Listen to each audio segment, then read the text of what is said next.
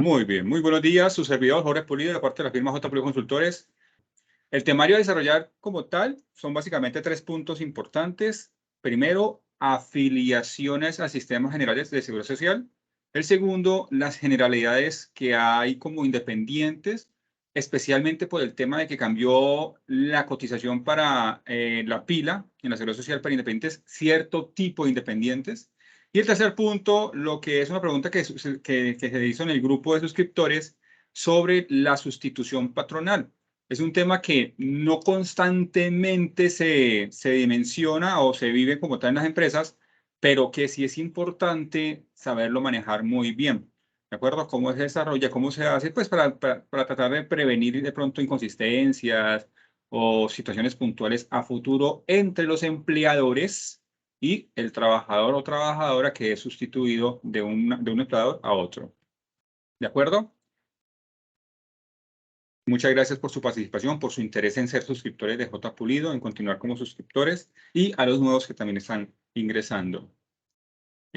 Por temas de legalidad, es importante dos cositas. Uno, el plan de continuidad y el otro son las consideraciones. El primero, el plan de continuidad. Recuerden que si de pronto quedo flashado, me quedo bloqueado, es porque se cae el internet, se va la energía, cualquier situación particular. Por favor, no se salgan de la sala, restituimos automáticamente, pasamos al plan B de datos, el computador es de batería, por tal motivo podemos continuar. Por favor, no se salgan de la sala. Si se cae Microsoft Teams, hacemos un segundo link de acceso del grupo, lo mandamos igualmente por WhatsApp. Si no funciona Teams, mandamos un link de Zoom, ¿de acuerdo?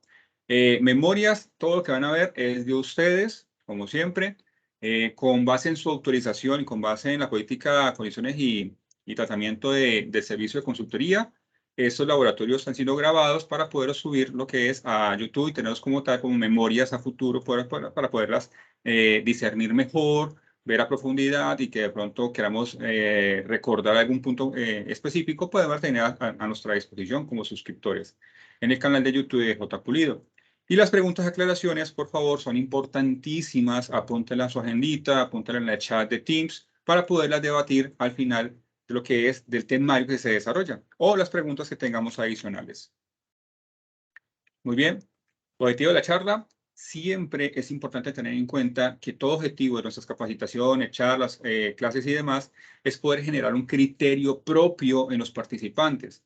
Nosotros hemos definido como criterio propio aquella capacidad de que cuando se vea algo, algún sistema, algún resultado, alguna liquidación, algún documento del campo laboral y seguridad social, ¿cierto? Tengamos el criterio propio, el conocimiento propio, la experiencia propia, los conceptos propios, la norma propia, ¿ya? Para poder debatir lo que estamos evidenciando. Si creemos que un documento está errado, puede mejorar. Si creemos que una liquidación del sistema está de pronto inconsistente, puede cambiar y mejorar, pues que tengamos el criterio propio de decir, eso está malo, hay que corregirlo por esta norma, por este concepto, por esta sentencia, ¿ya? O tiene oportunidad de mejora para poderse, todo tiene oportunidad de mejora hoy en día, ¿no? Para poder ir mejorando esa mejora continua, ¿de acuerdo? Ese criterio propio que nos da el fundamento para poder debatir. ¿Listo? Lo que vamos a ver el día de hoy, pues si no hay preguntas adicionales, afiliaciones a al Sistema General de Seguridad Social, el tema de independientes, principalmente para el tema del IBC que cambió y la sustitución patronal. Consideraciones, recuerden bien, las normas en Colombia son para conceptualizarla. Una norma igualito, de la misma ley, el mismo decreto, resolución, el mismo artículo, mismas comas, mismas tildes, podemos leerla y al final de la altura todos nosotros entender la norma de una forma totalmente diferente y todos tenemos la razón. Eso se llama conceptualización, desde nuestra óptica entender una norma y cómo se aplica. El único en Colombia autorizado para decir esa norma, cómo se aplica realmente sobre un caso particular, es un juez.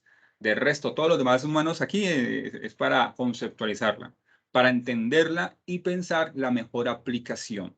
¿De acuerdo? Recuerden que existen unas jerarquías normativas, ¿no? Está, por ejemplo, los decretos, resoluciones, está la ley, la constitución, la jurisprudencia, diferente está la doctrina, los conceptos de entidades como tal.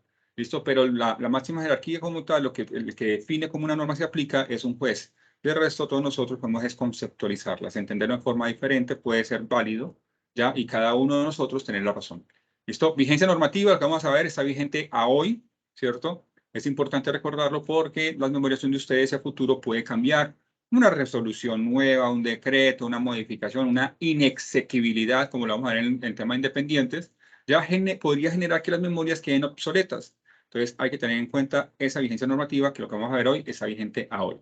Y las memorias sobrecargadas, ustedes van a ver que el texto de las memorias está bastante cargadito, porque nos gusta colocar la explicación, el contexto, la norma que apoye como tal a una ampliación del conocimiento en los que participan. Por tal motivo, pues no van a ver tantos muñequitos, que gráficas y demás, más que todo van a ver texto. Se va a hacer un poquito pesado, pero tranquilos que esto es de ustedes, así por tal motivo, pues no hay que tomar apunte, ni transcribir, ni fotografías, nada de eso. Esto es de ustedes como tal. Muy bien.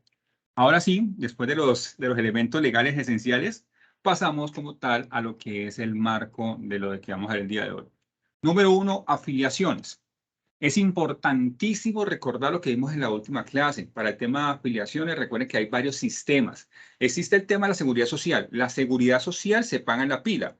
Los parafiscales se pagan en la pila. Entre ambos, mínimo se forman 6 subsistemas.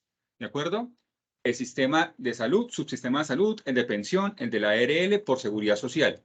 Por parafiscales encontramos lo que es Caja de Compensación, SENA y el ICBF. ¿Listo? Por tal motivo, es importante entender muy bien que cuando hablamos de la seguridad social, se deben presentar por la ley 100 del 93 dos acciones, afiliación y pago. Si no tengo los dos elementos al día, tenemos problemas. Si la afiliación está inconsistente, la persona no está asegurada. Si el pago está inconsistente, se hace tarde o no se hace, la persona no está asegurada. Por tal motivo es importantísimo tenerlo en consideración. Aquí vamos a hablar del tema de las afiliaciones. Recuerden muy bien, por ejemplo, el tema de subsistema de salud. En el salud existen 3 regímenes: el de contributivo, el de subsidiado y el de excepción o el régimen especial. Todos los sistemas tienden a hacer la protección del trabajador, el tema del cotizante, perdón, en tema de la salud, en tema de prevención, en tema de reactivos, exámenes, tratamientos y todo lo demás, ¿de acuerdo? Por tal motivo, todos tienen que brindar el servicio de salud, propender por la buena salud del cotizante. ¿Qué sucede? ¿Cuál es la diferencia? Cuando estamos hablando desde la óptica del contratante o del empleador como tal, el trabajador dependiente, es importante tener en consideración que el principal subsistema de nosotros como empleadores es el régimen contributivo. Ahí va lo que es el 80% de nuestros trabajadores. Pero, recordemos bien que un trabajador puede llegar del régimen subsidiado, ¿de acuerdo? Y puede continuar en el régimen subsidiado aunque esté trabajando conmigo. O un trabajador puede llegar del régimen de excepción o el régimen especial y podría continuar en el régimen de excepción especial, así está trabajando conmigo, yo como empleador. ¿De acuerdo? ¿Qué sucede ahí? Póngale pues cuidado. En el régimen contributivo, pues sabemos que es para toda persona que tiene capacidad de pago, que recibe un ingreso, un salario, unos honorarios, y por tener ese dinero en su bolsillo puede cotizar, puede contribuir al sistema de salud. Por eso se llama régimen contributivo. ¿De acuerdo? Es el que más conocido, es el de la GPS, que uno llega a esa pila y después cotiza por medio de la pila. Si yo soy una persona que estoy en el régimen subsidiado porque soy una población específica, vulnerable, campesino, desplazado, ¿ya? O de bajos recursos, puedo estar categorizado en el SISBEN como persona vulnerable y por tal motivo afiliarme al régimen subsidiado. Si yo estoy en el régimen subsidiado y consigo un trabajo, ¿ya? ¿Qué pasaba antes? Sucedía que esa persona conseguir trabajo obligatoriamente tocaba afiliarlo a una EPS específica que estuviera solamente en el régimen contributivo. ¿De acuerdo? Eso generó bastantes problemas porque muchas personas que llegaban en el régimen subsidiado llegaban, los afiliaban, pero después de 3, 4 meses, que el contrato era de 3, 4 meses, un contrato a término fijo, por ejemplo, o un contrato, por ejemplo, de aprendiz, que era de 6 meses o un año como tal, máximo hasta 2 años, que le dice la ley, pues lo afiliaban a un régimen contributivo, se le acababa el contrato y volver al régimen subsidiado era todo un karma. ¿De acuerdo? Procesos con el SISBEN, procesos con reafiliaciones, proceso bueno, todo lo que conlleva un régimen subsidiado como tal. En ese orden de ideas, cambió la normatividad. Hoy en día, si una persona viene en el régimen subsidiado, el empleador tendría que verificar, previo a cualquier afiliación, si donde se encuentra afiliada esa persona, escúcheme por favor, Tendría que verificar si donde se encuentra afiliada esa persona, en esa EPS del régimen subsidiado, permiten o puede proceder con la afiliación régimen contributivo en la EPS del régimen subsidiado. Hoy en día, una EPS del régimen contributivo debe tener al menos el 10% de afiliados al régimen subsidiado. E igual, una EPS o una EPSS, EPS del sistema subsidiado, debería tener un porcentaje de cotizantes del tipo contributivo. Entonces, hoy en día existe como la combinación en una misma entidad. Entonces, si yo estoy en una EPS del régimen subsidiado, el empleado lo que hace es verificar con esa EPS, con base en el certificado de afiliación de la personita, teléfono, contrato y todo lo demás, para validar si procede con la afiliación en esa EPS del régimen subsidiado, pero esa persona como contributivo. ¿De acuerdo? Entonces, en la pila, las entidades de régimen contributivo tienen unos códigos y las entidades de régimen subsidiado tienen otros códigos particulares y todos se pueden pagar directamente por la pila. Escuchen, por favor, ¿me están escuchando? Sí, señor.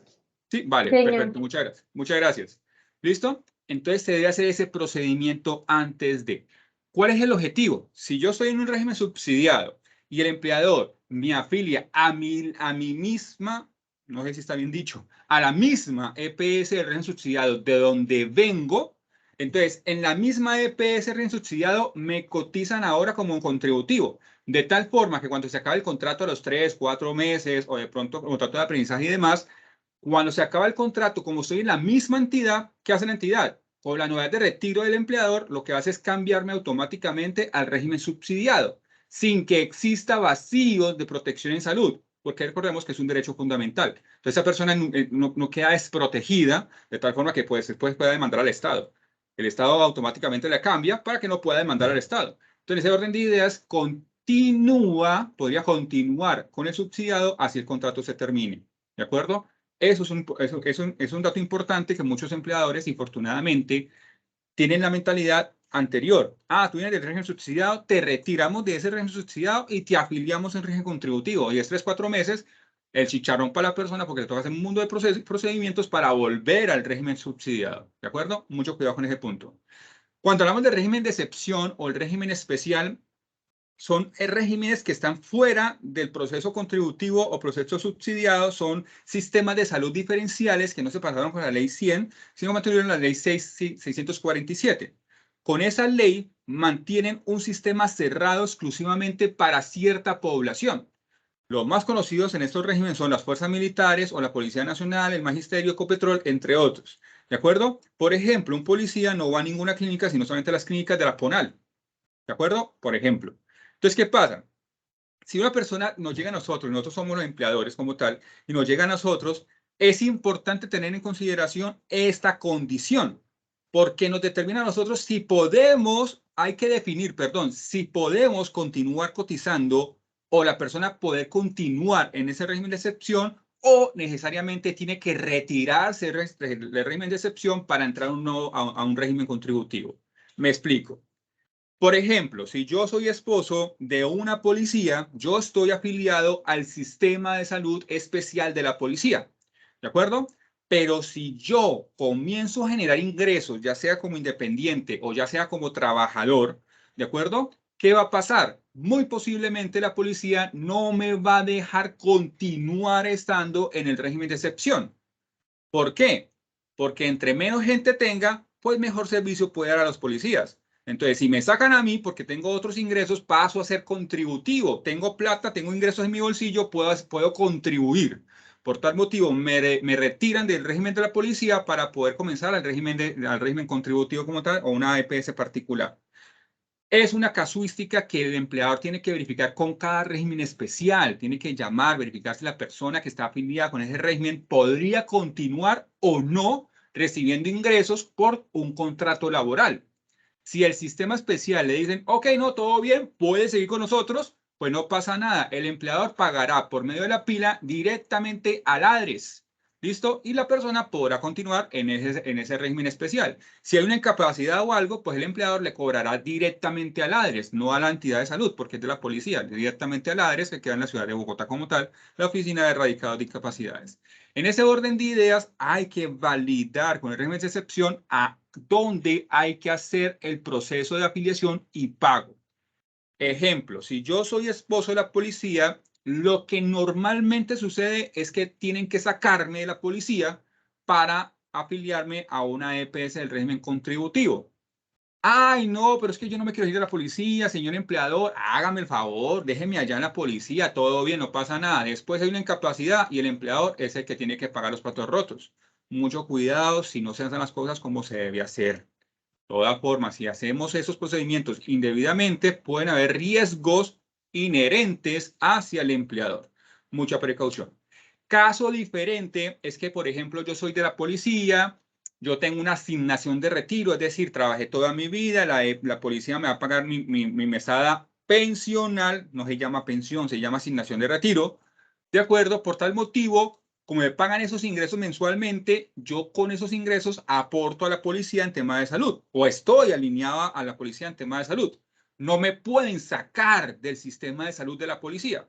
Entonces, si va a trabajar con una empresa como jefe de seguridad, supervisor, lo que sea, esa empresa, al validar con la policía le va a decir, qué pena, no, la persona sí puede seguir con nosotros, ya, así tenga otros ingresos como independiente o dependiente, ¿ya? Y ahí, en ese caso, no hay que afiliarlo a una EPS régimen contributivo porque sería un error, no se puede afiliar y hay que cotizar directamente a lo que es al ADRES.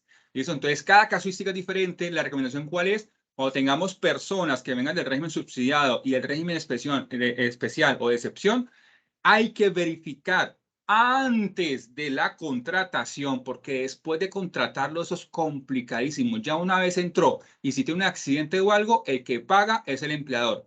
Si quedó bien afiliado, bien hecho el procedimiento, todo bien, no pasa nada, el empleador no pagaría. Pero si quedó mal, si le toca ir a un médico particular, si hay incapacidades o cualquier situación particular, el empleador es el que debe pagar.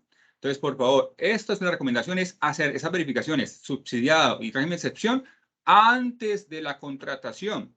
Si todo está en orden, hacemos afiliación y todo lo demás, perfecto, procedamos con la contratación como tal. Pero si hay inconsistencias, que hay que hacer un proceso de retiro en régimen especial para poderlo afiliar al régimen contributivo o cualquier situación particular, hagámosla antes de que se firme el contrato laboral. Recomendación. Ahora hablemos de las afiliaciones en pensión. Recordemos que en pensión tenemos dos modelos. En salud habían 3 regímenes. En pensión hay 2. Régimen público o régimen de prima media y el privado o el famosísimo régimen de ahorro individual con solidaridad que se llama el RAIS. ¿De acuerdo? ¿Qué sucede? Aquí no hay tanta combinación de que si viene un fondo o otro fondo. No, nada. Aquí el tema, ¿cuál es? Número 1, que tengamos en consideración si la persona alguna vez ha cotizado a pensión. ¿Qué sucede? En pensión solo existe una afiliación, una sola, que es cuando arrancamos a cotizar. Cuando tengo mis 18 añitos, bueno, cuando arranco a tener ingresos que me obligan a cotizar a pensión, porque yo puedo trabajar menos de 18 años, ¿no? Entonces, si arranco a tener ingresos que me obligan a pagar la pensión, entonces cuando inicio la cotización a pensión es que procede la afiliación. Después hago lo que son traslados de regímenes y de entidades, pero una sola afiliación. ¿Qué quiere decir eso? Que si yo contrato a una persona, ¿ya? Que me dice a mí, es que yo nunca he cotizado, es que yo nunca esté afiliado, porque podemos tener personas que bien, efectivamente a los 18, 19, 20 años nunca ha pagado su primer trabajo, o pueden haber personas que a sus 30 años, a sus 25 años, 28 años, tampoco nunca han cotizado porque sus trabajos han sido, de pronto uno lo quiere informales, o como independiente cuenta propia y no ha cotizado. Ya, entonces la edad no es un referente para pensar que la persona es la primera vez que cotizar. No, hay que validar con el trabajador o trabajadora. Ya, verificar si alguna vez ha cotizado. Si nunca ha cotizado y nunca se ha afiliado como tal y es la primera vez que va a cotizar, indiferentemente de qué edad tenga, habría que hacer la afiliación a pensión, si es la primera vez. ¿De acuerdo? Si la persona ya cotizó a pensión, ya viene, no, pues tiene tanta edad, ha tenido tantos trabajos, han cotizado a pensión, no hay que afiliar. En pensión, una afiliación se acredita o se sustenta con la pila pagada con la novedad de ingreso, marcada X en la casilla de novedades de ingreso. Eso corresponde o es igual a una afiliación en tema de pensión. ¿De acuerdo? Entonces, ojo con ese punto importante. El empleador solicita la pensión, ok. Recuerden que hay unos casos particulares donde la persona, cese de cotización, donde la persona no está obligada a hacer aportes a pensión. ¿Listo?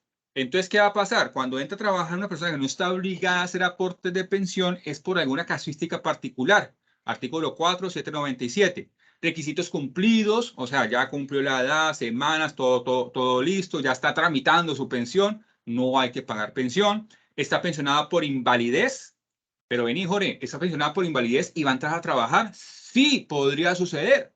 Ya, recuerden muy bien que hoy en día está el tema de la inclusión laboral. Ah, que estoy pensionado por invalidez porque yo no puedo caminar, pero no quiere decir que mis brazos no los pueda mover para hacer contact center, por ejemplo, para hacer de pronto trabajo digital. Lo puedo hacer sin ningún tipo de inconveniente. Entonces, el hecho de que tenga una pensión de invalidez, pues no necesariamente invalida para todo. ¿Listo? Mucha precaución. Cada caso es diferente, cada caso es una huella digital que hay que validar particularmente. Entonces, si está con requisitos cumplidos para pensionarse, pensión de invalidez, pensión anticipada, ¿ya? Recuerden bien que, en efecto, uno se pensiona a los 57 años si es mujer o 62 si es hombre, pero en fondo privado me puedo pensionar antes de la edad. Yo tengo 58 años, ya me puedo pensionar. No tengo que esperar a los 62 para pensionarme, si tengo el capital ahorrado suficiente, ¿no? Entonces, pensión anticipada. En ese orden de ideas, si tengo alguno de los lineamientos o condiciones para no cotizar a pensión, por favor, como empleador, tiene que pedir la documentación, estar seguro que no está obligado a cotizar a pensión por ese trabajador nuevo que estamos contratando. ¿Ya? Si no procede afiliación, si no procede pago, perfecto, no pasa nada, pero tengamos sustentado las evidencias. Recomendación. Si a usted llega un trabajador que tiene esas condiciones de no cotizar a pensión, por favor, una llamadita al fondo. ¿Trajo el certificado o el soporte de porvenir? Una llamadita al asesor de porvenir. Venga, haga un favor, es que tengo tal persona, necesito verificar cómo se encuentra en el sistema. No, señor, aquí está pensionado. Ah, ok, muchísimas gracias. No necesito pagar la pensión, ¿cierto? No, no necesito pagar la pensión. Ok, muchas gracias y listo. Marcamos el subtipo, ¿ya? En la pila para que no se generen aportes a pensión. Pero por favor, verifiquemos. ¿Listo? En tema de afiliación, importantísimo. El tema de la asignación de retiro versus fondo de pensión. Ahorita hablábamos, ahorita les comenté en el régimen especial o el régimen de excepción en tema de salud, que habían unos ejemplos de las fuerzas militares que tenían cierta mensualidad porque trabajó toda su vida en la policía, anteriormente eran 20 años, hoy en día 25 años, y le asignaron su pensión. La persona le dicen pensión porque es lo que le pagan mensualmente a la persona, pero no es pensión. En la policía, por ejemplo, se llama asignación de retiro, que no es una pensión. Ok. Si no es una pensión, no está pensionado. Si no está pensionado, no puede cesar las cotizaciones a pensión. En otras palabras, hay que afiliarlo y hacer aportes a pensión. Mucho cuidado.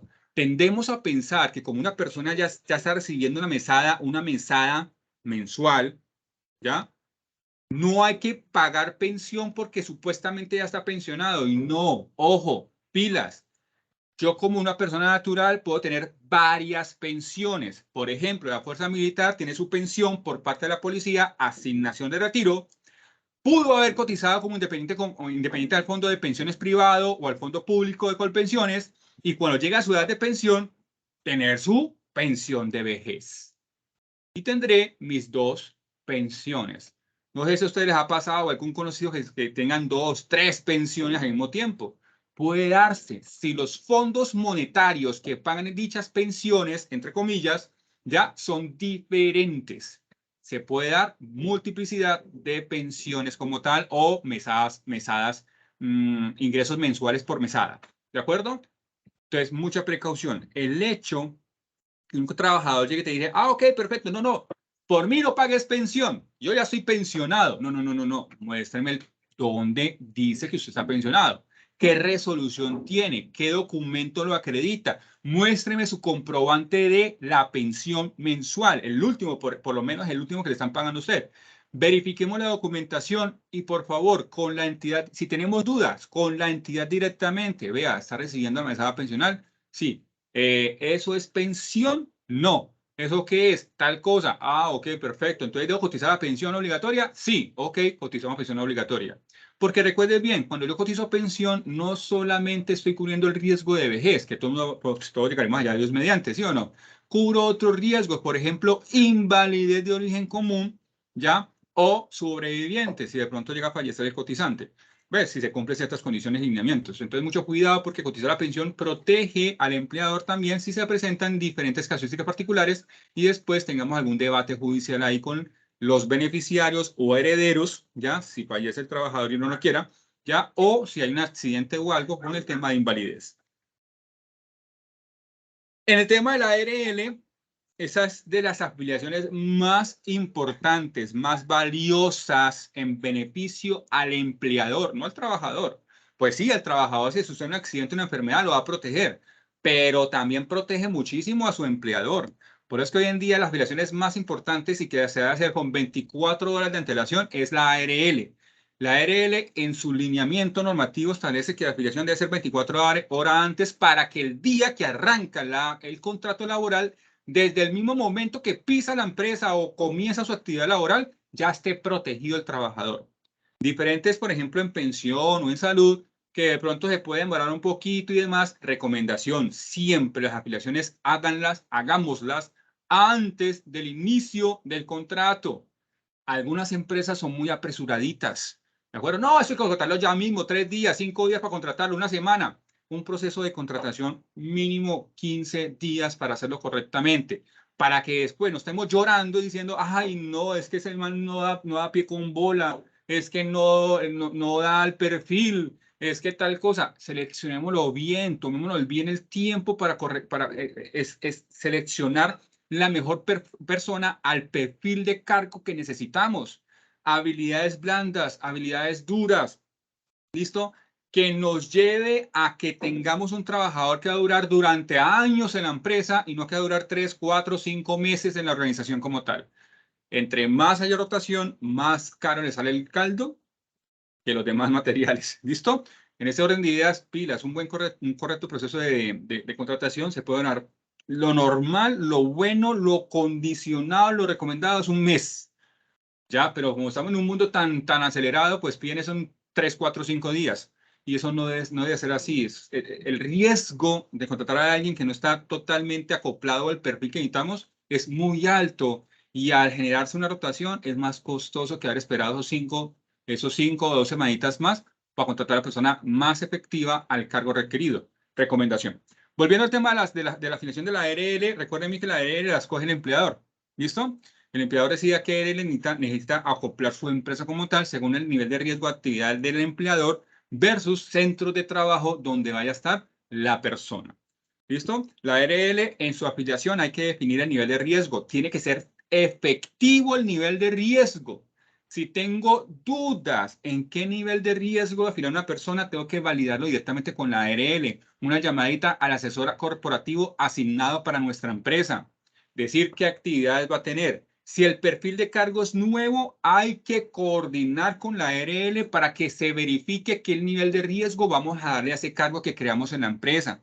¿De acuerdo? Ejemplo, inconsistencia. Un mensajero que debe ser por lo menos nivel de riesgo 5, 3, dependiendo pues de las actividades que va a hacer. Y lo afilio con nivel de riesgo 1. Ok, llega a suceder un accidente, la ARL va a dar las primeras validaciones asistenciales. Pero cuando se haga un proceso de investigación de SST, la ARL posiblemente diga, qué pena, pero mira, tú me pagaste por un nivel de riesgo 1 cuando la persona es nivel de riesgo 3. Lo afiliaste por nivel de riesgo 1 cuando es nivel de riesgo 3. aquí hay un problema y usted, siendo empleador, se hace cargo de todos los servicios asistenciales del trabajador y de sus incapacidades también. Yo no me hago cargo de eso. ¿Por qué? Porque fue su error en su afiliación y pago. Así que, por favor, hágase cargo de sus errores.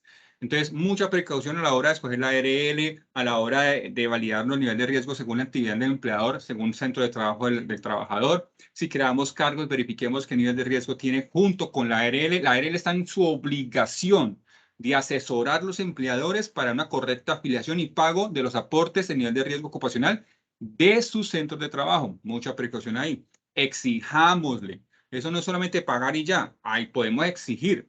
Hay diferentes temas o diferentes subtemas, por decirlo así.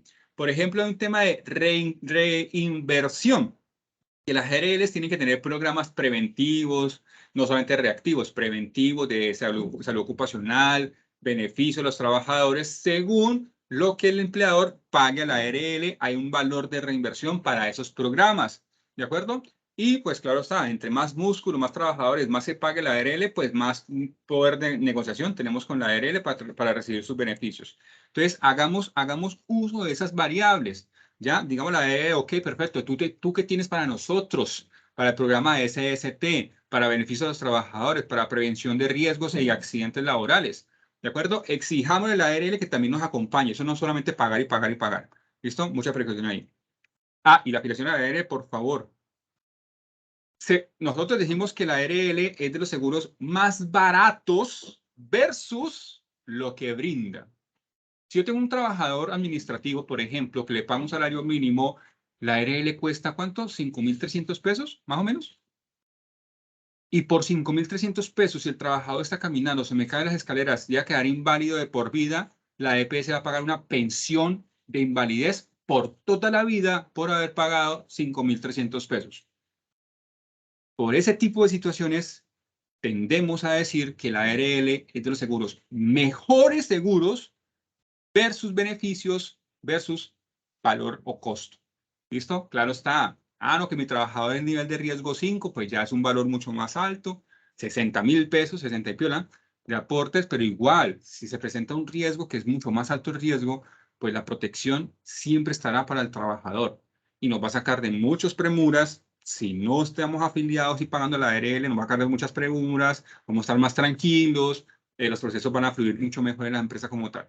Entonces, recomendación, pilas con la ARL, siempre proceder. Y ante cualquier duda, hay que llamar al asesor corporativo de la ARL y validar con la ARL. Recuerden que ellas tienen que darnos orientación a nosotros como empleadores. Muy bien. Bueno, la caja de compensación es más sencillita. Normalmente, según la caja de compensación, se hace por internet. Algunos son físicos, depende de qué ciudad estés. Si en la ciudad o municipio donde estamos hay varias cajas de compensación, el empleador es el que decide qué caja de compensación va a aplicar. ¿Listo? El trabajador recibe salud, pensión, el empleador recibe ARL y caja de compensación. ¿Listo? Recomendaciones en afiliaciones. Póngale pues cuidado. Primero, afiliaciones de dependientes versus independientes. En los dependientes, el empleador ya es el obligado a hacer todos los procesos de afiliación. Llámese salud, llámese pensión si es la primera vez que cotiza, llámese ARL, caja de compensación como tal. ¿De acuerdo? En los independientes varía. Como no hay un empleador y el independiente es su propio empleador, él es el obligado a hacer todas sus afiliaciones, exceptuando ARL. La ARL de los independientes la debe realizar el contratante, quien paga al independiente. ¿De acuerdo? Ojo con ese punto. Sin importar, ojo, sin importar el nivel de riesgo, desde 1 o hasta 5, el contratante debe proceder con la afiliación de su independiente por contrato de prestación de servicios. ¿Listo? Si, bueno, el tema de la ARL es para el tema del pago, ¿no? Si el nivel de riesgo 3, 4, 5, perdón, 4, 5, es el contratante el que paga la ARL. ¿De acuerdo? Pero recuerden, la afiliación es para todos los niveles de riesgo con los independientes con contrato de prestación de servicios. ¿Listo? Importantísimo. Si no lo tenemos, hagámoslo, creémoslo, generémosle un checklist de contratación.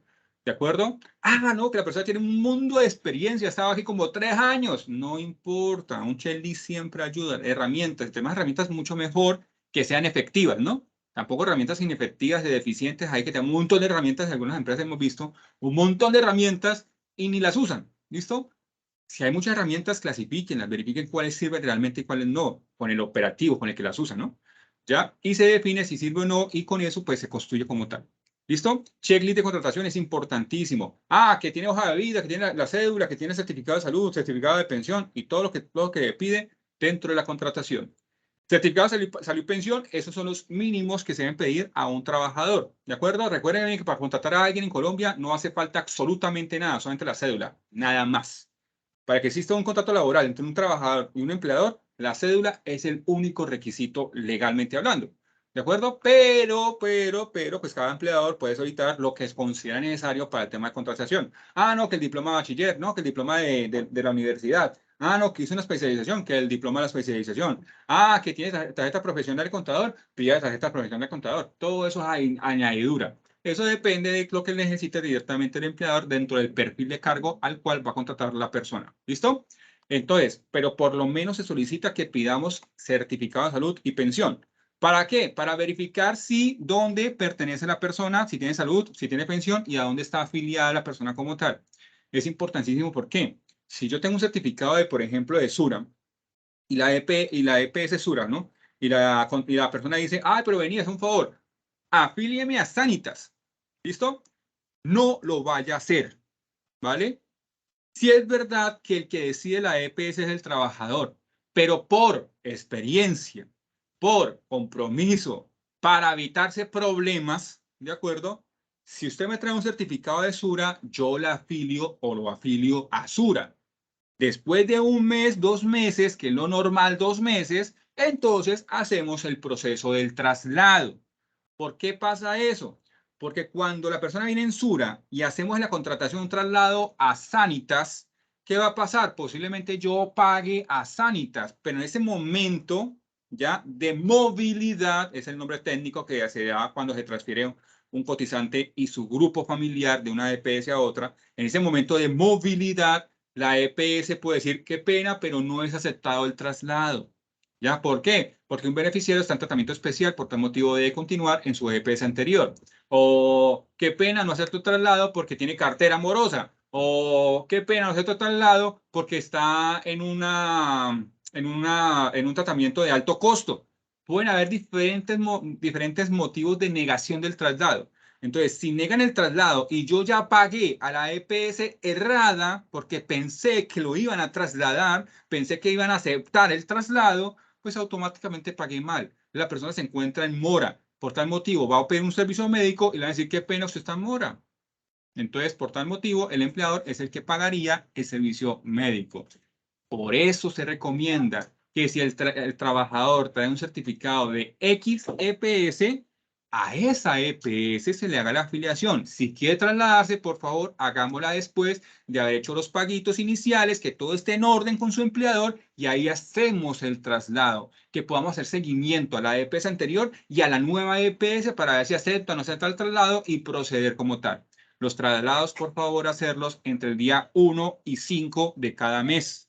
¿De acuerdo? Para que por allá el día 15, 20, 25 del mes podamos verificar si fue aceptado o no aceptado el traslado y sepamos al siguiente mes dónde debería ser los pagos de EPS. Eso entre comillas, notica como tal, para que tengamos en consideración. Entonces, mucha precaución. Pidan certificado de salud y certificado de pensión para el proceso de contratación de la persona y saber dónde se debe afiliar esa persona. ¿Listo? Subsanen inconsistencias previo a la contratación. Ah, que el régimen especial. Ah, que tenga una asignación de retiro, una supuestamente pensión. Ah, que tenga una resolución, que tenga unos requisitos cumplidos. Todos esos temitas que pueden generar los problemas o inconsistencias a futuro, tratémoslos de subsanar antes de que se perfeccione el contrato. Paréntesis. Perfeccionar un contrato. Cuando las partes aceptan lo acordado dentro del documento contractual y prueba de ello, lo firman. Eso es perfección de un contrato. ¿Listo? Y comienza pues a regir legalmente las cláusulas de ese contrato. Cierro paréntesis. Ahora bien, entonces recuerden bien, si tenemos alguna situación, alguna duda, ¿será que sí, será que no? ¿ya? Venga, le pregunto a Jorge Pulido, o venga, llamo a la EPS o XY, ¿ya? Recuerden que en el servicio de suscripción no se verifican documentos particulares de cada caso, son para consultas específicas, ¿listo? Pero de todas formas, si quiero hablar con la EPS o el fondo de pensiones, si tengo dudas como tal, pues haremos la contratación. No, que esa contratación es urgente. Será más urgente cuando haya un problema y después nosotros tengamos la responsabilidad por no haber hecho la corroboración preliminar. Hijo.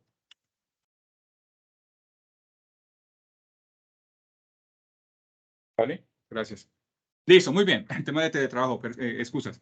En ese orden de ideas, por favor, si tenemos dudas, inconsistencias, situaciones particulares, subsanémoslas antes de perfeccionar el contrato laboral. ¿Listo? Creación de la historia laboral. Importante, creen un archivo nuevo de esa persona contratada, sus documentos aparte de otros documentos, que en el transcurso de la vida laboral, todo lo del trabajador, autorización de descuentos, se traslado de EPS, todo va en esa carpetica y guardémosla durante 99 años. ¿Listo? Eso no es igual que los tributarios, que son 5 años, lo comercial, que son 20 años. No, no, aquí por temas de pensión es por toda la vida, 99 años. Entonces, mucho cuidado. ¿Listo? Y en contratación, pero en temas de control de horarios, cuenta de nómina, usuarios, el tema de la dotación, todo eso en el momento de la contratación. ¿Listo? Importante estos dos punticos, verifiquen las afiliaciones. Como le decía, el tema de seguridad social es muy valioso porque protege a la persona, porque es seguro para la persona. Debe haber afiliación y pago para que estemos correctamente asegurados. ¿Listo? ¿Qué sucede entonces?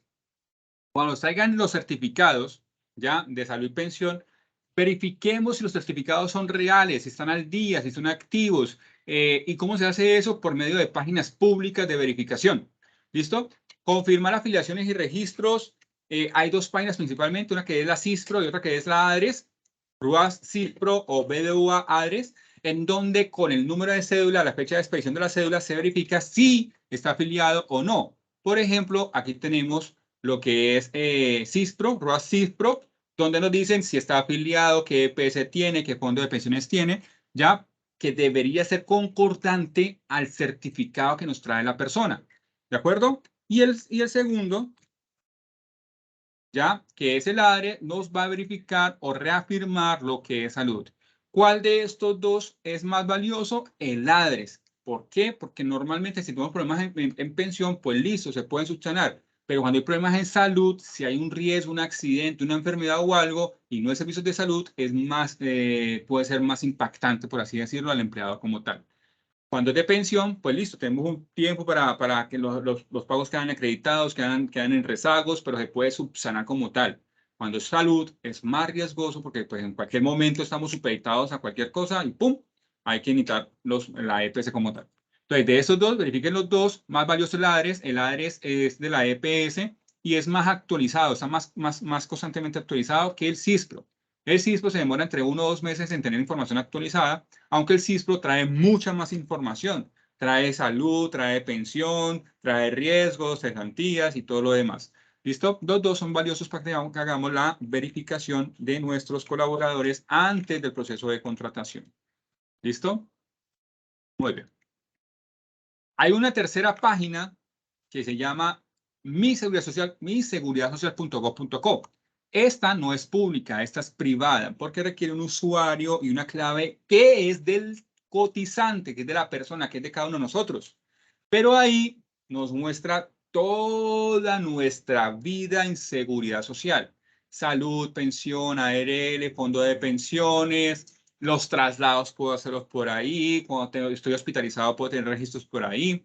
El tema de los aportes históricos de pila, ahí se puede ver históricamente los aportes realizados. ¿Listo? Ahí está toda la vida, los beneficiarios, actualización de datos en sistema de seguridad social, todo está ahí. Hoy en día la tendencia es que estemos digitales, por eso que hoy en día existe la cédula digital que se descargan en el celular junto con el duplicado en físico. Va a llegar, lo que les comunicaba hace tiempo atrás, va a llegar el tema de la historia clínica digital o electrónica, ¿ya? Todo eso hoy en día tiende a ¿qué? A estar virtualizado. La tarjeta, la licencia de conducción también digital, para tener una carpeta digital ciudadana, en donde tengamos toda la información nuestra a nivel de nube. ahora ya está habilitado el tema de la seguridad social digital integral aquí en esta página. Los invito para que vayan, se registren y puedan ver todo su historial de seguridad social. ¿Listo? Ahora bien, pasemos a independientes. Independientes, recuerden bien la general, lo que más impactó en este momento es el cambio del IBC, ¿de acuerdo? Número 1, existen 4 tipos de independientes. Independiente con contrato de prestación de servicio, independiente con contrato diferente a prestación de servicios, independiente por cuenta propia, ¿ya? Y independiente rentista de capital, ¿listo? Lo que se modificó fue para los últimos 3. Rentista de capital, cuenta propia y con contrato diferente a prestación de servicios. Para esos 3 se modificó, cambió la normatividad. ¿Qué quiere decir eso? Cuando hablamos de un contrato de prestación de servicios de un independiente, hablamos que el sistema sigue siendo el mismo, solamente que el marco normativo es diferente. Anteriormente, el marco normativo era la ley 1955, pero quedó declarada inexequible. Por tal motivo, por principio de reviviscencia ya jurídica, la norma anterior queda en vigor, porque la norma actual fue derogada, fue declarada inexequible. Entonces, la norma anterior entra en vigor otra vez para evitar un desorden jurídico. En ese orden de ideas, la ley 1122 del 2007, un poquito viejita, ya vuelve a quedar activa.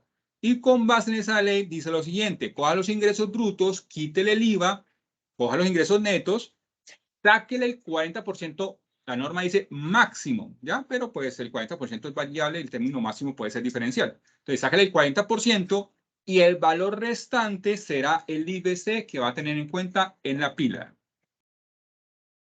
Ahora bien, pasemos a los otros tipos de independientes, cuenta propia, contrato diferente, prestación de servicios, rentistas de capital y todo lo demás. ¿Qué sucede? Para estos, este era el marco normativo viejo. No lo miremos. Eso ya no está aplicando ninguna de las normas. Lo que hoy en día está aplicando es el decreto 780 del 2016, artículo 3.2.5.1, adicionado, perdón, por el decreto 1605, que nació ahorita, hace poquito, el 5 de agosto del 2022. Hijo. Gracias. ¿Listo? ¿Qué pasa entonces? Tenemos unos ingresos brutos. A los ingresos brutos le quitamos el IVA. Al valor que me da, le quito los deducibles como alternativa A. Artículo 107 del CST. Regálame un segundo, por favor. Perdón. Diferentes a prestación de servicios. Ingresos brutos. Le quito el IVA. Le quito los deducibles, artículo 107 del ETE, que dice que hay 3 principios, ¿no? Que un deducible, un gasto para generar el ingreso debe tener tres variables, ¿no? Causalidad, necesidad y proporcionalidad. Si un gasto nuestro, un deducible, tiene esas 3 connotaciones, como independiente, puede ser deducible, ¿ya? Y lo podemos detraer. Si no cumple con los 3 lineamientos, no se puede traer. Pero si no tengo esos costos, gastos, deducible y todo lo demás, soportados con facturas, documentos legalmente, cuentas de cobro, documentos equivalentes y demás, si no lo tengo así, tampoco lo puedo deducir. Pues, como los independientes normalmente no tenemos toda esa documentación, en algunos casos lo hemos visto donde que hacen pagos de unas cosas y las otras, pero botan las facturas, no piden la electrónica y todo lo demás, pues no sería deducible si es una auditoría por parte de la UGPP. Entonces se creó el esquema de presunción. El esquema de presunción anterior quedó derogado cuando se declaró inexequible la ley 1955, pero en el decreto 1601 se creó un nuevo esquema de presunción, que es exactamente igual al anterior. Es el mismo, un copy-paste, pero la norma está vigente, ya porque la norma anterior quedó declarada inexequible. Hoy en día debo hablar del decreto 1601 como el esquema de presunción de costos. Ya este decreto me trae todos los presunciones de costo, tanto para el sector de transporte como los demás independientes. ¿Listo? Entonces, si soy independiente por cuenta propia, por ejemplo, cojo mis ingresos, le quito el IVA, le quito los deducibles. Si no tengo los soportes, le quito el porcentaje que me dice el esquema de presunción de costos y el valor que resulta es mi ingreso, que será igual al IBC de cotización. ¿Qué cambió? Anteriormente se hacía lo mismo, pero después de quitarle el esquema de presunción o los deducibles, multiplicaba por el 40%. Y después de la multiplicación de 40% era el IVA de cotización. Hoy en día ya no. Ese 40% ya no va. ¿Listo? Ya no se puede traer el 40%. Y eso se da por el tema de que era un poquito diferencial. ¿Cómo así con contrato de prestación de servicios le sacas el 40%? Es decir, el 60% son los costos presuntos, independiente por prestación de servicios. Aquí ya hay unos costos presuntos. Entonces, ¿por qué le vas a sacar después otra vez el 60% de otros costos presuntos? Ya era un tema desequilibrado que existía desde antes, ¿ya? Que hoy en día ya se tiende a corregir para dejar equilibrado un contrato de prestación de servicios versus un contrato de cuenta propia, por ejemplo, o compraventa, o diferentes o de arrendamiento, o X contrato como tal de otro tipo de independientes. ¿Listo? Hoy en día, los de cuenta propia o contrato diferente a prestación de servicios no se pueden detraer el 40% que anteriormente multiplicaban. ¿Listo? Solamente deducibles o la presunción de costos, nada más. ¿Listo? Retención en la fuente. Recuerden bien que no todos los independientes les aplica retención en la fuente. ¿Listo? Nosotros como independientes nos categorizamos como rentas de trabajo, ¿ya? Y tenemos un derecho que es el artículo 383, parágrafo 2 del ETN, Estatuto Tributario Nacional, donde dice que si informamos al contratante que no vinculamos a dos o más personas, ¿listo? Nos aplicarán el procedimiento 1 como si fuéramos un trabajador dependiente. Entonces, si no superamos los 95 BTs, entonces normalmente no aplica retención o la retención sería valor 0, es decir, cero valor de deducible. ¿Listo? Muy bien. Ahora bien, para que suceda eso, para que nos apliquen la tabla del 383 del Estatuto Tributario Nacional, el independiente tendrá que notificar, informar al contratante ya que le debe aplicar ese 383 porque no ha vinculado a dos o más trabajadores a esa actividad o a ese contrato con su contratante, con quien le está pagando, para que le pueda aplicar el 383. Si no informamos eso, el contratante nos aplicará el 10 o el 11% si somos declarantes de renta o no lo somos. ¿Listo? Mucha precaución ahí. Otro punto particular es el tema, por ejemplo, recuerden muy bien que la retención en la fuente para independientes puede ser de muchos porcentajes. Puede ser el 11, puede ser el 10, puede ser el 20%, puede ser de la tabla 383, puede ser el 7%, el 4, el 6, sucesivamente hablando. ¿Listo? Hay muchas tablas de porcentaje para los independientes como tal, y aquí en esta tablita se les da como tal el resumen. Muy bien. Ahora bien, sustitución patronal. ¿Qué sucede cuando un trabajador labora en la empresa A, ¿ya? Y la empresa A con la empresa B llega y le dice, ok, perfecto, ¿sabes qué? Tu empresa me gusta, pero solamente me gusta un producto que tú estás vendiendo, por tal motivo te va a comprar esa área, esa maquinaria, esa área de producción, solamente esa área de producción. ¿Listo? Y en la venta se acuerda que los trabajadores que ya laboran en ese momento en el área de producción que se va a vender, pues van a hacerles una sustitución patronal, que la nueva empresa que compra esa área, esa proporción de la empresa, pues básicamente se llevará todo el know-how, el goodwill, la maquinaria, la producción, los registros, INVIMA, registro de marca, todo lo demás, junto con los trabajadores como tal, pues para no dejarlos desprotegidos. ¿Listo? Y ese cambio de ese trabajador de una empresa a otra, por lo que sea, por la compra, por convenio entre las diferentes empresas, porque le cayó bien, el trabajador es buenísimo, lo quiero para acá, para mi equipo, aquí le pago más, me lo pueden mandar, pues mandalo. Por convenios entre las empresas se hace un proceso de sustitución o de cambio patronal. ¿Listo? Cuando suscita esa situación como tal, esa particularidad, hay dos alternativas que se pueden afrontar para cambiar un trabajador de una empresa o trabajadora de una empresa a otra. ¿Listo? La primera alternativa es la más conocida, por así decirlo, ¿de acuerdo?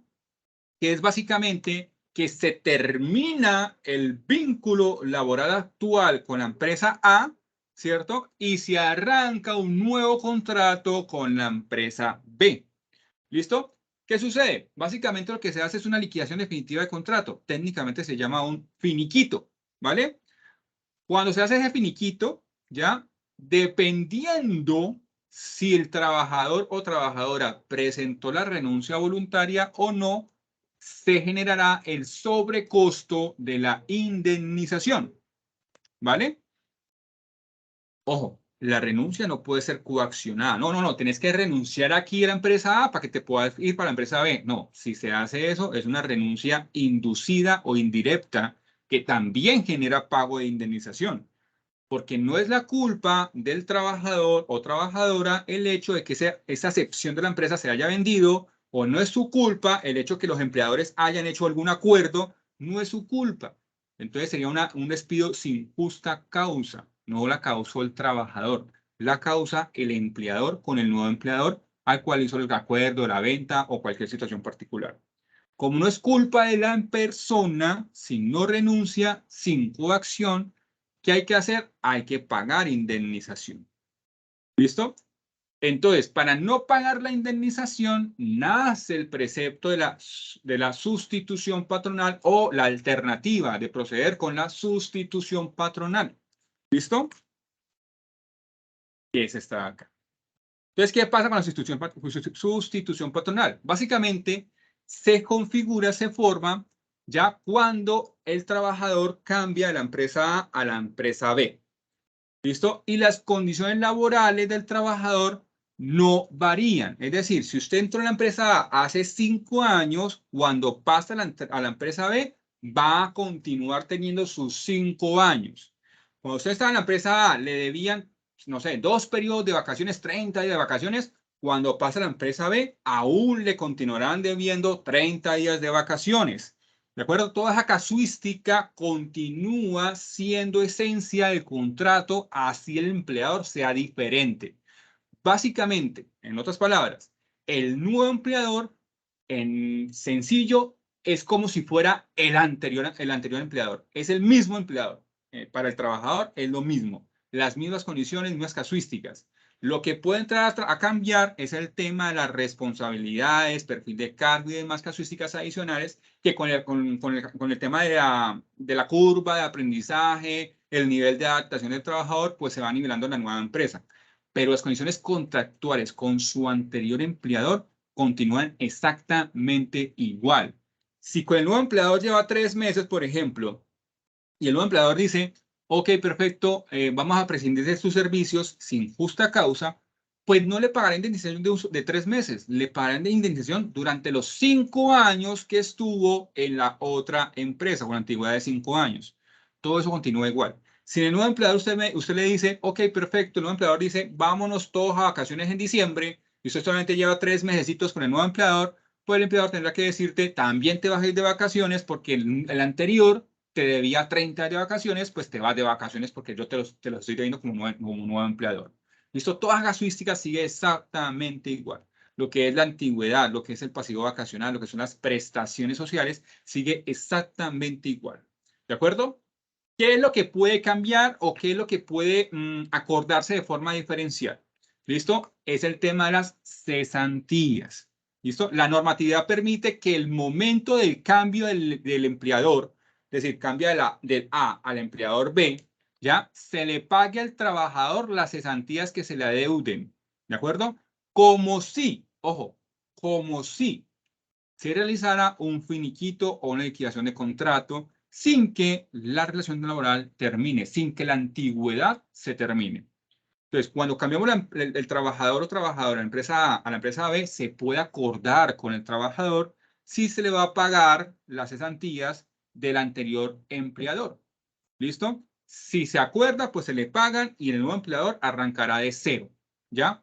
Si no se acuerda, pues sencillo, pasa al nuevo empleador y las cesantías que le adeudaba el anterior trabajador pasarán a ser responsabilidad del nuevo empleador. ¿Listo? Las cesantías es el punto que podría ser diferente. Todo lo demás, así como estaba el anterior empleador, pasa a ser el nuevo empleador. Exactamente igual. ¿Listo?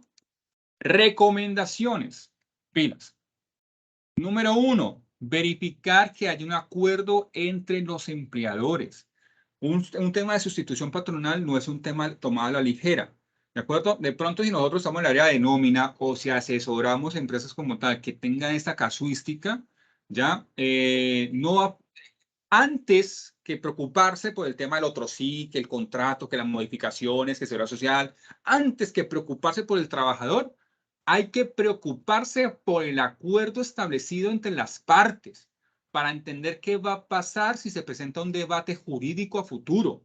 ¿Listo? Por ejemplo, ¿ya? ¿Qué va a pasar por el pasivo laboral? Es que yo le doy al trabajador, ejemplo, 5 millones de pesos entre cesantías, prima, intereses, vacaciones, el empleador me debe a mí una plata porque hice un préstamo, todo esto, pasivo vacacional, pasivo laboral, todas las diferencias que existan como tal con el anterior empleador del trabajador, tienen que acordarse qué va a suceder. El nuevo empleador, ¿qué va a pasar? Usted le dé 5 millones de pesos, pásenmelos aquí, consígnemelos a la nueva empresa. ¿Ya? La nueva empresa dice consígnemelos para tenerlos disponibles por si el trabajador pide sus cesantías, por si el trabajador sale de vacaciones, cualquier cosa, páseme esa plata. O se la descuento del valor total del pago de la compra del servicio, del producto o servicio que estoy comprando, de tu sección de empresa. Todo eso debería acordarse. Especialmente el tema de una posible indemnización. Si el trabajador lleva 5 años en la empresa A y pasa a la empresa B, si después de 3 meses la empresa B dice, es que ese trabajador en tu empresa trabajaba bien. ¿Por qué? No sé. En la mía, no. Entonces, voy a tomar la decisión de retirarlo sin justa causa. Entonces, ¿quién va a pagar esa indemnización de 5 años? ¿El nuevo empleador? ¿El anterior empleador? Debe haber una justificación para que el nuevo empleador tome la decisión. ¿El responsable de indemnización va a ser el nuevo empleador o le va a cobrar un pedacito al anterior empleador? Todas esas condiciones se deben acordar antes del proceso de la sustitución. Entonces, si estamos en una empresa que va a hacer ese tratamiento o asesoramos a una empresa que está haciendo ese procedimiento, antes de comenzar a ver toda la situación casuística del trabajador, hay que pedir el documento contractual o el acuerdo que establecido entre los empleadores para el tratamiento de los trabajadores que son sustituidos.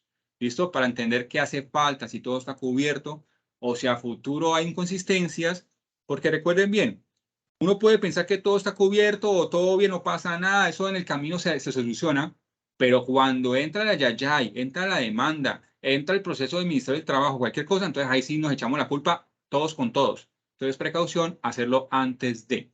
¿Listo?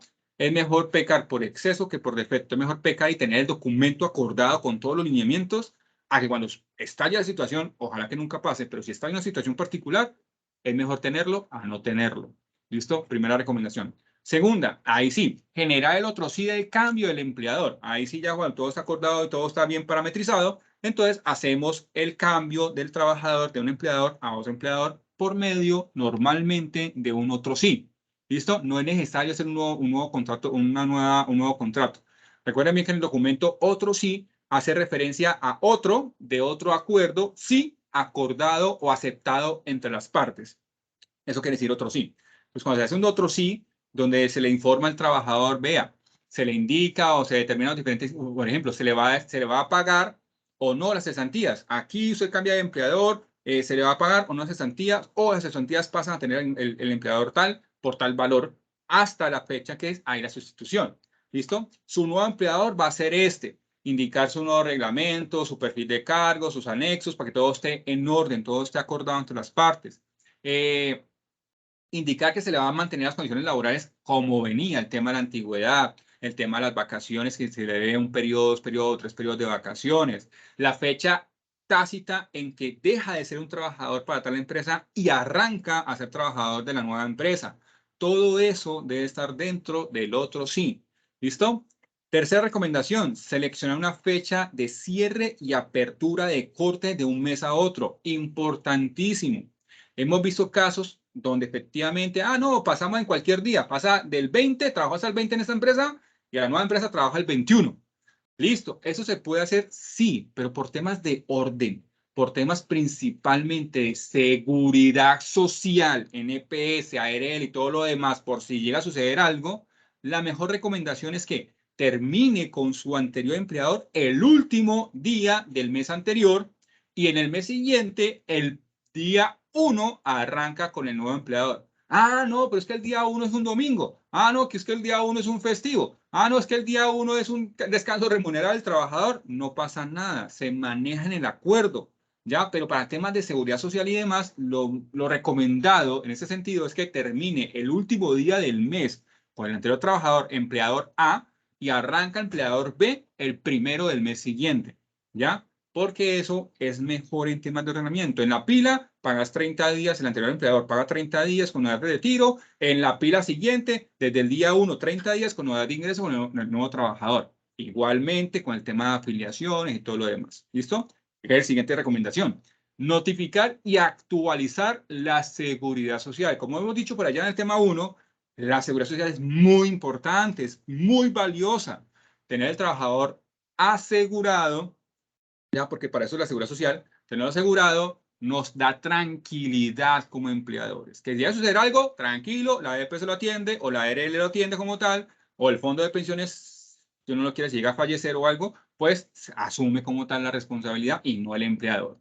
¿Listo? La seguridad social es muy importante tenerla siempre al día. ¿Listo? Entonces, ¿qué pasa? Notificar y actualizar la seguridad social, es decir, el anterior empleador, el empleador A, ¿cierto? Marcar el retiro en la pila, ya, ojalá con 30 días retiro, y el nuevo empleador marca la novedad de ingreso en la pila, es decir, 30 días con novedad de ingreso en el mes siguiente. ¿Listo? Importantísimo, se sugiere oficiar, mandar un documento, un comunicado, un PQR, no sé, por internet, depende de cada entidad, por internet, por PQR o físicamente radicarlo allá con el mensajero, ¡pum!, radicado. Ya oficiar a las entidades respecto al cambio de ese trabajador. ¿Listo? Vea, el trabajador tal cambió desde tal fecha, la nueva empresa es esta, toda la referenciación sobre el cambio como tal, la sustitución de esa persona, para que cada entidad no tenga ningún vestigio de decir después, es que no te atiendo, es que usted está en periodo de carencia, es que hay inconsistencias con su afiliación y todo lo demás. Oficiar, hacer el proceso. ¿Listo? Con cada entidad. Con la fecha de aplicación, verificar el proceso de cada entidad es importantísimo. Recomendación. Hacemos hoy el trámite. Una empresa cambia la nueva empresa, notificamos a las entidades. Después de eso, hacer un seguimiento. Es delicado cuando un trabajador cambia de una entidad a otra, ¿ya? Porque se pueden generar inconsistencias. Lo que normalmente se ve es que cuando cambia de una empresa a otra se genera un nuevo periodo de carencia. La persona lleva 5 años en la empresa, ¿ya? Pero por ese cambio, la EPS entiende que es un nuevo contrato, es una nueva afiliación, es una nueva empleador y arranca una nueva vida laboral y por ende se genera un nuevo periodo de carencia. El periodo de carencia es aquel donde afiliamos a la persona a la ARL, ¿de acuerdo? Pero hasta que no haya un primer pago, 4 semanas cotizadas y demás, no se activan servicios plenos en la EPS. Eso se llama periodo de carencia. Y mientras pasa el periodo de carencia, solamente hay atención por temas de urgencias. Y como sabemos, las urgencias es cuando estamos chorreando sangre, tuvo un accidente, nos toca ir a la EPS. No todas son así como tal, pero es que eso entiende la EPS. Si no te ve muy mal, no te atiende. Ya porque estás en periodo de carencia, solamente con la afiliación. Entonces es importante hacer la verificación e informar que no es una nueva afiliación. Viene con antigüedad y simplemente cambia el empleador. Punto.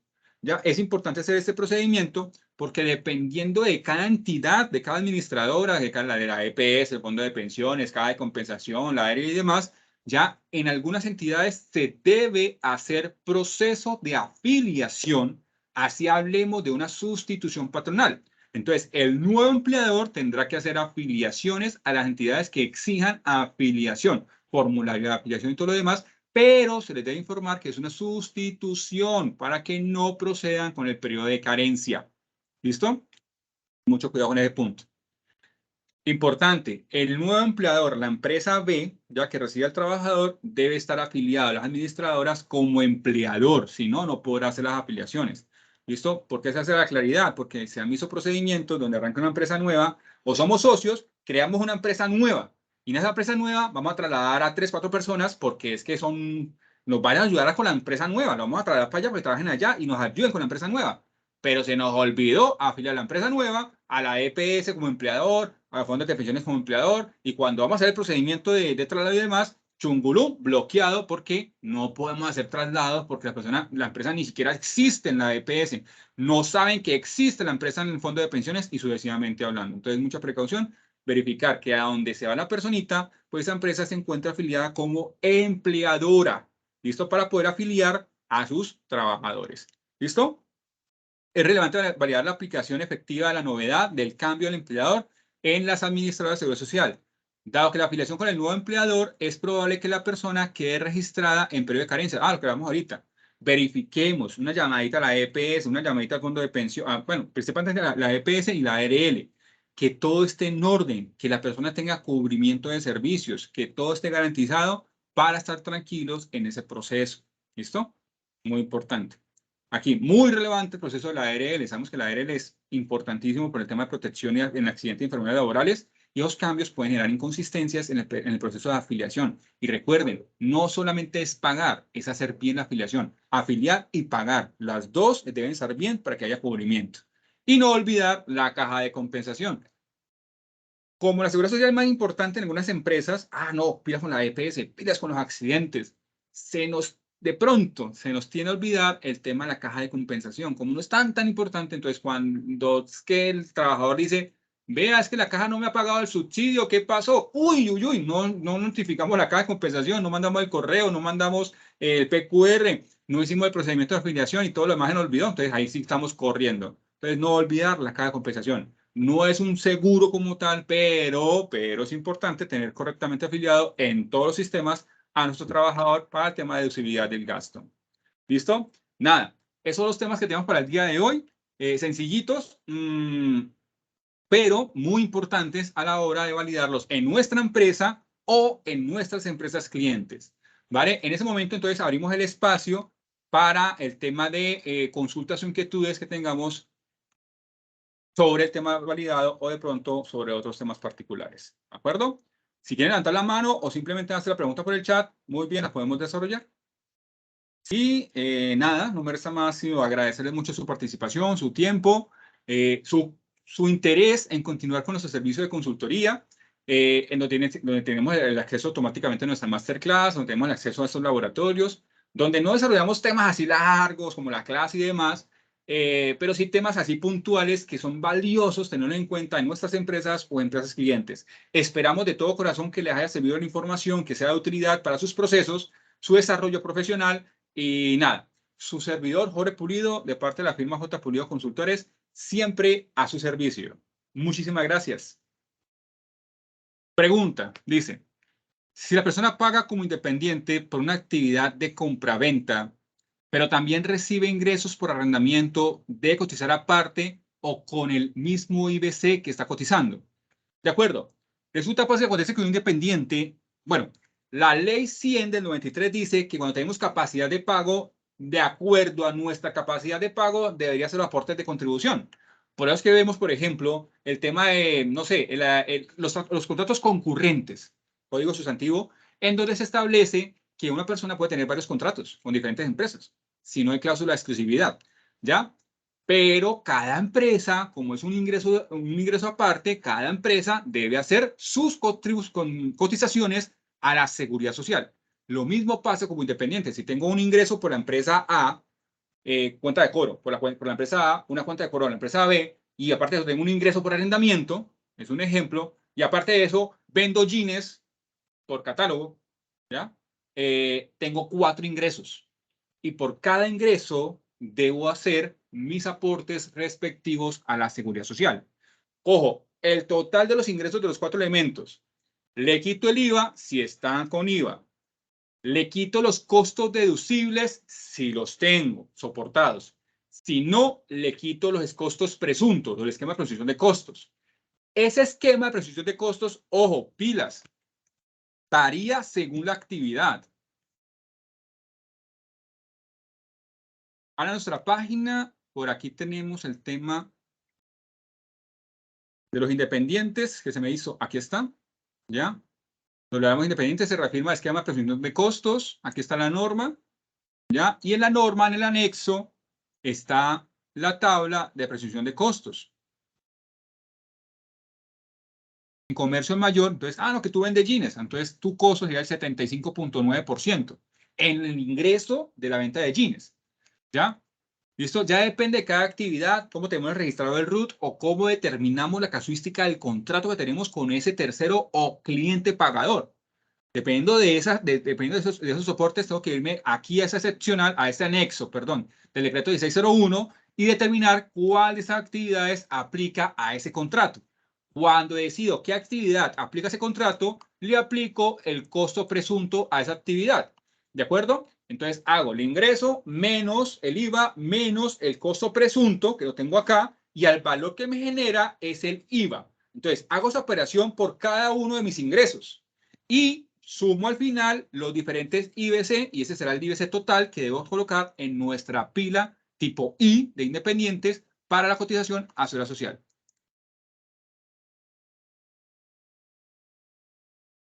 Señora Lina, ¿queda claro? Listo, doctor. ¿Y Andrea? ¿Todo bien? Sí, doctor.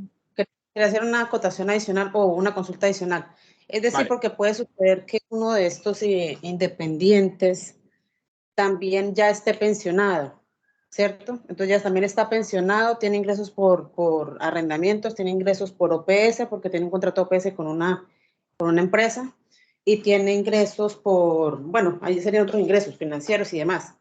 Todos esos debo sumarlos y en el caso de él entraría para el tema de la seguridad social en salud. Sí, señora. Yo como independiente, cualquier persona como tal, llámese dependiente, independiente, cotiza de acuerdo a lo que esté obligado. Nosotros no estamos obligados a cotizar a pensión si tenemos lo que ya hablamos en la charla de hoy. Tenemos requisitos cumplidos, si estamos pensionados, porque yo puedo tener una asignación de retiro y estar obligado a pagar pensión. ¿De acuerdo? Pilas con eso. Entonces, si no estoy obligado a pagar pensión, pues listo, no pago pensión en la pila, solamente pago salud y sugerencia, paguemos la ARL. Lo que hablamos ahorita, el valor es muy chiquito versus todo lo que nos representa si llegásemos a tener un accidente laboral, profesional, pues como independiente.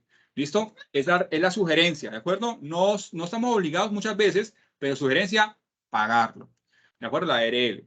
Entonces, si yo soy pensionado, no estoy obligado a pagar pensión o cualquier condición que no me obliga a pagar pensión, pues no pago pensión y la pila te da solamente el aporte de salud.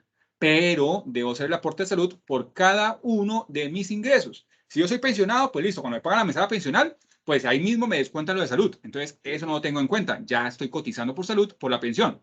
Pero aparte de eso, tengo un ingreso por OPS, perdón, orden de prestación de servicios. Lo mismo que decir contrato de prestación de servicios. ¿Listo? Por una OPS, entonces me pagan a mí, tengo plata en el bolsillo, por esa plata en el bolsillo debería pagar cotización a salud. ¿De acuerdo? No pensión porque estoy pensionado si tengo las condiciones de no estar obligado a pagar pensión. Y adicional a eso, recibo un arrendamiento de, no sé, un edificio que tengo y me pagan 2 millones de pesos.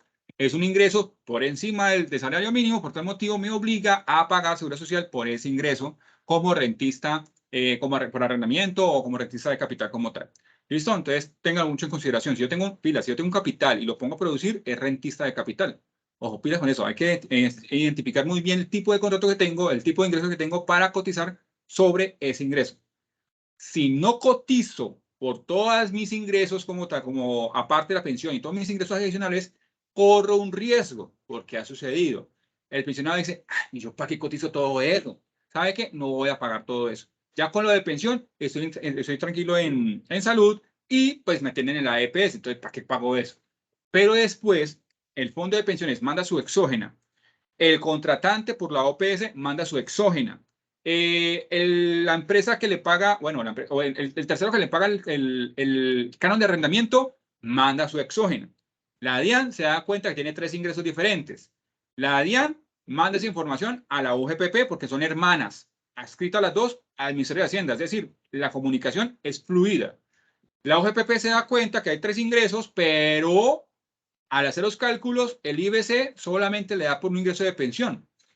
Y ahí llega y genera el principio de evasión. No, perdón, de elusión. Entonces, ¿qué pasa entonces? Ahí llega y lo fiscaliza y le manda su requerimiento. Dice usted, ¿por qué no ha pagado aquí y allá? Y se le arma el expediente de fiscalización y ahí sí se nos viene con sanciones, con intereses y demás.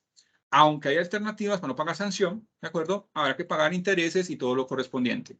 Entonces, lo que sugiere es variar muy bien sus ingresos, variar muy bien cómo son tus contratos, tus cláusulas, determinar muy bien tus porcentajes de deducción de costos presuntos, cotizar como deberíamos cotizar para que dormimos tranquilos. Si llega la OGPP, llega la DIAN, llega el que llegue, no pasa nada, tenemos todo al día.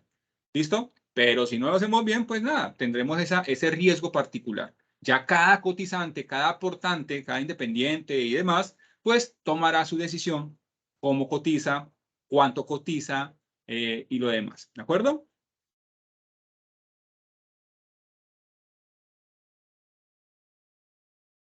Vale. No siendo más, no veo más preguntitas. Andrea, ¿todo bien? Todo bien, Doc, una cosita, bueno, saliéndonos un poquito de este contexto. No sé si Señor. le puedo hacer una consulta. Un caso especial. En el proceso de movilidad, cuando se estaban pasando unos trabajadores de una entidad promotora de salud a otra, Sí. en talento humano se hizo el pago de la seguridad social a una EPS, a XEPS, pero el Ujú. trabajador pertenecía a Medimás. Resulta que Medimás entró en etapa de liquidación y ahora pues aparece que no se le hizo el pago y cuando se descarga el soporte del operador a Sopagos o el que sea, se descarga el soporte, aparece el pago transmitido a la entidad en la cual efectivamente estaba el certificado, dice que sí estaba a la EPS Medimás. Y el otro me dice que aparece en la nueva. Entonces, en ese orden de ideas, ¿ahí qué debo hacer? ¿Corrijo, hago el pago o emito un oficio para que ellos allá solucionen? Vale, recordemos que los pagos a salud entran en un proceso de compensación. Me explico. Yo pago hoy salud a una EPS y la EPS coge el dinero y no lo mueve para nada. Pero después de 2 meses que hace el proceso de acreditación, compensación para el ADRES, la EPS le manda esa plata al ADRES. ¿Listo? Por el primer mes, por el segundo mes, pues listo, uno puede hablar con la EPS, mandar el oficio, hacer todo el procedimiento porque la plata aún está en la EPS. Pero una vez que la EPS manda esa platica al ADRES, siendo ya recursos públicos del sistema de salud, se complica la situación. ¿De acuerdo?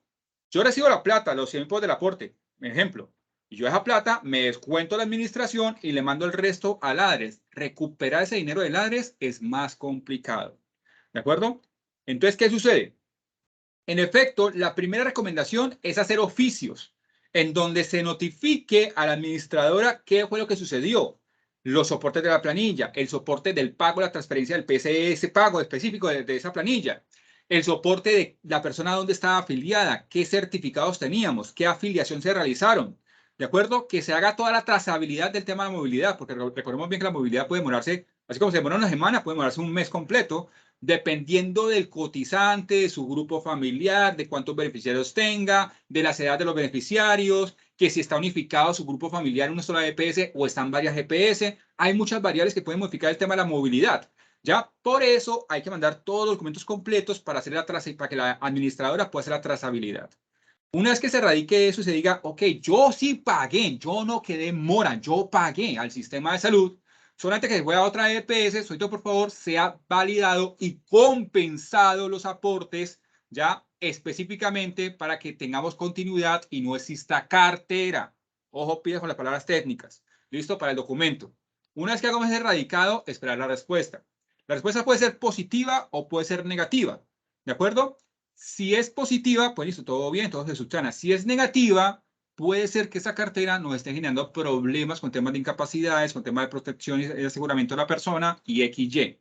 Por tal motivo, deberíamos entrar a validar con el asesor de la EPS cuál es la viabilidad de que realicemos el pago de esa persona para que quedemos subsanados, para que la cartera quede subsanada, el sistema de seguridad social quede continuo, la persona quede otra vez con servicios, todo completo. ¿Listo? Si la respuesta es positiva a que hacemos el pago, pues validemos el costo-beneficio. ¿Cuánta plata hablamos de cotización versus el beneficio de tener todo al día, sin cartera, sin complicación y todo lo demás? Porque normalmente en algunos casos puede ser más beneficioso hacer el pago otra vez, ¿ya? Y quedar al día que continuar con esa mora. ¿Sí queda claro? Totalmente claro, muchas gracias. Vale. Pregunta aquí. Tengo un caso en que la persona está pensionada por enfermedad, pero en estos momentos labora como independiente y quiere seguir realizando su aporte a la misma entidad de pensión. puede cotizar como independiente o ya no puede en este caso. Cuando se genera, es que depende del tipo de pensión. Cuando se genera la pensión como tal, ¿de acuerdo? Nosotros quedamos nulos para hacer aportes de seguridad social, porque las entidades hoy en día una base de datos de referencia le notifican al Ministerio de Salud qué personas pueden pagar pensión y qué personas no pueden pagar pensión. Esa base de datos, el Ministerio de Salud las manda a los operadores de aporte. Y el operador de aporte, si usted paga una planilla con la cédula de la persona que está bloqueada en el sistema de salud, así le pongamos plata, aporte en pensión, no lo van a recibir, no procede, no acredita, no se va al pago. Entonces, mucha precaución. En este caso, lo que recomendaría hacer, ¿de acuerdo? Es verificar muy bien la documentación que soporta la persona. Si está verídicamente pensionada, qué tipo de pensión tiene, quién la está pagando, ¿de acuerdo? Porque pueden haber diferentes tipos de invalidez, por la ARL, por riesgo común, XY. Verificar muy bien. Verificar con el fondo de pensiones que le está pagando la mesada pensión, entre comillas, pensional, ¿de acuerdo? Para validar si ya la reportó en la base de datos de referencia para continuar haciendo aportes de salud, de pensión o no. ¿De acuerdo? ¿Podría ser aportes de pensión? Podría hacerlos, porque una invalidez no acredita necesariamente que no vas a llegar a un riesgo de vejez. ¿De acuerdo? Y una pensión de invalidez podría ser subsanada, porque recuerden bien que yo estoy pensionado por invalidez, pero cada 3 años me verifican si mi PCL continúa por encima del 50%, si es una pensión de invalidez por fondo de pensión. Pilas, es que depende del documento. Bueno, pero si yo tengo una pensión de invalidez por un fondo de pensiones, porque pues, que con un PCL superior al 50%, cada 3 años me validan, me evalúan. Y si en 3 años, es un ejemplo, ya no estoy superando el 50%, entonces me quitan la mesada de invalidez, ¿ya? Y si no coticé obligatorio, entonces, ¿dónde quedan las semanas de cotización pendientes para una pensión de vejez? Entonces, todo eso hay que revisarlo, ¿de acuerdo? Toda la documentación para ver en qué estado se encuentra, cómo está la situación, qué procede frente al caso particular. Recuerden bien, paréntesis, cada caso es una huella digital, cada persona es una huella digital, cada situación es una huella digital, todos son diferentes. Entonces, valida la documentación, verifica los soportes, ¿ya? Y, si es posible, valida con el fondo la información. ¿Le estás pagando? ¿Qué tipo de pensión le estás pagando? ¿Cuánto fue su PCL? Si es pensión por invalidez, ¿qué está sucediendo ahí? Ya se reportó en la base de datos de referencia, cómo se reportó, como válida para aporte de pensión o como no válida para aporte de pensión de esa personita. Toda esa casuística para entender si se puede o no hacer aporte de pensión. Otro punto de validación podría ser el operador de aportes, ¿no? Que tú llamas a tu operador de aportes y dices, ve, pasó esto, esto y esto y esto, ¿me puedes ayudar? ¿Me puedes orientar? Está en la base de datos de referencia, cómo le reportó el fondo de pensiones, va a tener también otro punto de validación particular. ¿Listo?